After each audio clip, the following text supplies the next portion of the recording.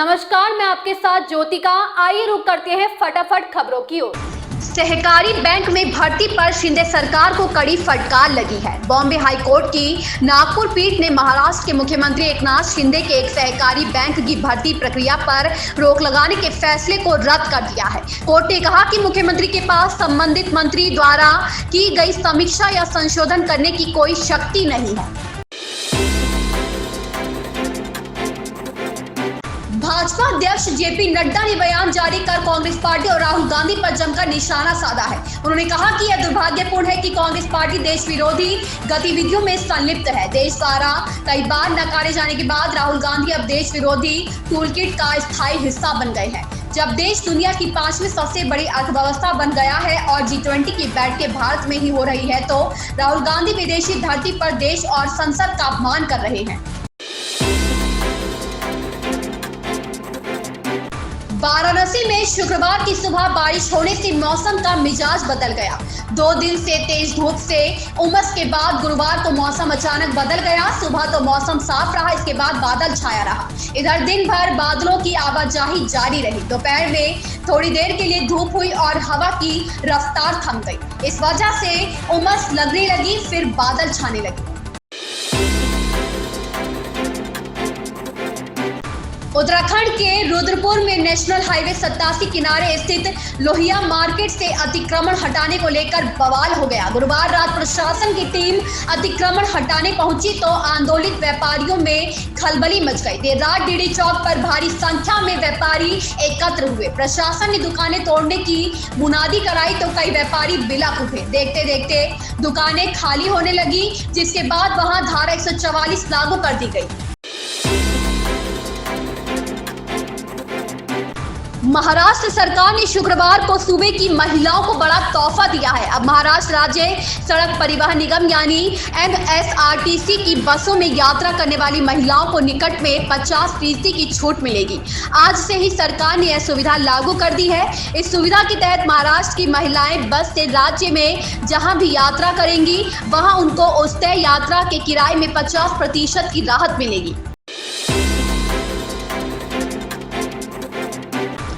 असम के मुख्यमंत्री हिमंत बिस्वा शर्मा कांग्रेस पर जमकर हमलावर रहते हैं। एक बार फिर से उन्होंने कांग्रेस पर निशाना साधा है। कांग्रेस और कम्युनिस्टों ने दिखाया कि भारत का इतिहास बाबर, औरंगजेब और शाहजहां के बारे में था। मैं बताना चाहता हूं कि भारत का इतिहास उनके बारे में नहीं था, बल्कि छत्रपति शिवाजी महाराज, गुरु गोविंद सिंह के बारे में था।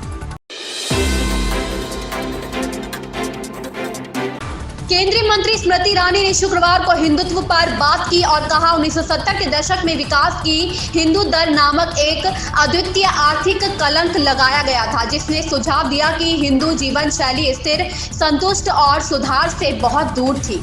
नई दिल्ली में इंडिया टुडे कॉन्क्लेव में बोलते हुए महिला और बाल विकास और अल्पसंख्यक मामलों की मंत्री ने भी अपने जीवन के तरीके, सर्वधर्म समभाव के बारे में बात की। एक्ट्रेस जया बच्चन को हाल ही में अभिनेत्री स्वरा भास्कर और समाजवादी पार्टी के नेता फहाद अहमद की शादी के रिसेप्शन में शामिल हुई थी। वहीं अब शादी के रिसेप्शन का एक वीडियो सोशल मीडिया पर वायरल हो रहा है, जिसमें जया बच्चन टीएमसी नेता डेरेक ओ ब्रायन के साथ सीढ़ियों से उतरते हुए नजर आ रही हैं। इस दौरान उन्होंने कांग्रेस नेता शशि थरूर से भी बातचीत की है। भारतीय प्रतिस्पर्धा आयोग ने गूगल पर आरोप लगाया कि यूजर्स के डिजिटल डाटा पर उसने किसी किले की तरह अपना एकाधिकार हासिल किया हुआ है। उसके तहत काम कर रहे विभिन्न मोबाइल ऐप्स इस किले के चारों ओर सुरक्षा खाई की तरह इस्तेमाल किए जा रहे हैं। किले और खाई की यह नीति न केवल डाटा पर उसका एकाधिकार बनाए रखती है, बल्कि वह इसके जरिए मोटी कमाई भी कर रहा है। बागेश्वर धाम के कथावाचक पंडित धीरेन्द्र कृष्ण शास्त्री का महाराष्ट्र में 2 दिवसीय कथावाचन कार्यक्रम आयोजित होना है, लेकिन इसके पहले ही उनके कार्यक्रम को लेकर विरोध शुरू हो गया है। महाराष्ट्र कांग्रेस के अध्यक्ष नाना पटोले ने सीएम एकनाथ शिंदे को पत्र लिखकर 18-19 मार्च को मुंबई में बागेश्वर धाम प्रमुख धीरेन्द्र शास्त्री के कार्यक्रम की अनुमति नहीं देने को कहा है। उन्होंने लिखा, महाराष्ट्र एक प्रगतिशील राज्य है और अंधविश्वास फैलाने वाले व्यक्ति का राज्य में कोई स्थान नहीं है। अगर मुंबई में बागेश्वर महाराज के कार्यक्रम होते हैं तो हम उनका विरोध करेंगे। इन खबरों में इतना ही, बने रहिए हमारे साथ।